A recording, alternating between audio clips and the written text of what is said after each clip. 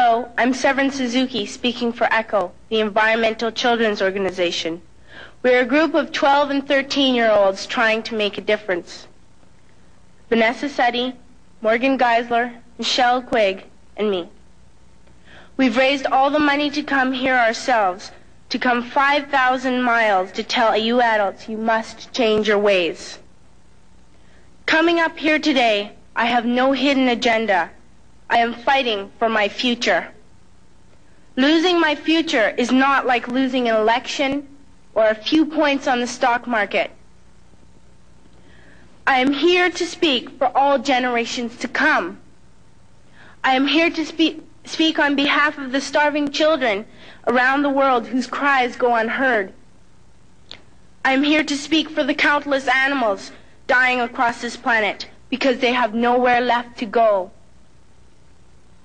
I am afraid to go out in the sun now because of the holes in our ozone. I am afraid to breathe the air because I don't know what chemicals are in it. I used to go fishing in Vancouver, my home, with my dad, until just a few years ago we found the fish full of cancers. And now we hear of animals and plants going extinct every day, vanishing forever. In my life, I have dreamt of seeing the great herds of wild animals, jungles and rainforests full of birds and butterflies. But now I wonder if they will even exist for my children to see. Did you have to worry of these things when you were my age? All this is happening before our eyes, and yet we act as if we have all the time we want and all the solutions. I'm only a child, and I don't have all the solutions. I want you to realize, neither do you. You don't know how to fix the holes in our ozone layer. You don't know how to bring the salmon back up a dead stream. You don't know how to bring back an animal now extinct. And you can't bring back the forest that once grew where there is now a desert. If you don't know how to fix it, please stop breaking it. Here, you may be delegates of your government, business people, organizers, reporters, or politicians, but really, your mothers and fathers, sisters and brothers, aunts and uncles, and all of you are someone's child. I'm only a child, yet I know we are all part of a family, 5 billion strong. In fact, 30 million species strong. And borders and governments will never change that. I'm only a child, yet I know we are all in this together and should act as one single world towards one single goal. In my anger, I am not blind, and in my fear, I am not afraid of telling the world how I feel.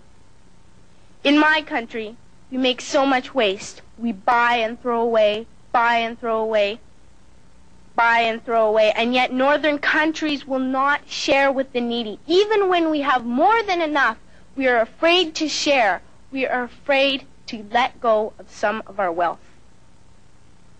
In Canada, we live the privileged life, with plenty of food, water, and shelter. We have watches, bicycles, computers, and television sets. The list could go on for 2 days. 2 days ago, here in Brazil, we were shocked when we spent time with some children living on the streets. This is what one child told us. I wish I was rich. And if I were, I would give all the street children food, clothes, medicines, shelter, and love and affection.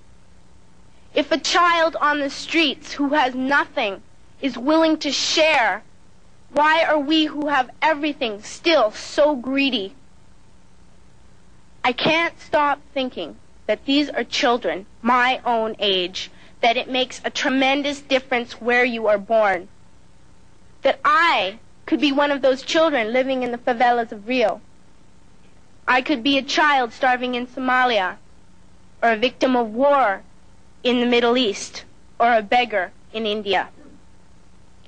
I am only a child, yet I know if all the money spent on war was spent on finding environmental answers, ending poverty, and finding treaties, what a wonderful place this earth would be.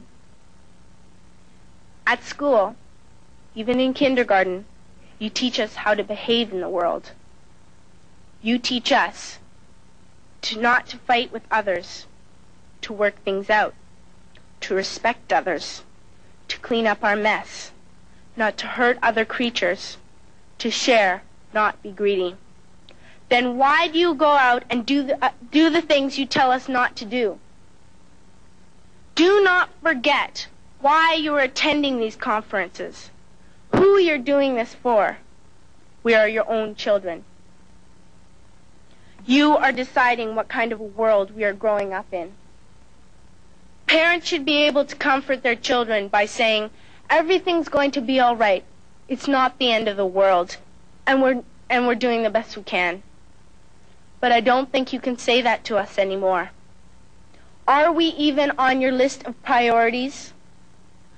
My dad always says, you are what you do, not what you say.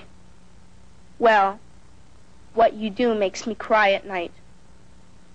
You grown-ups say you love us, but I challenge you, please, make your actions reflect your words. Thank you.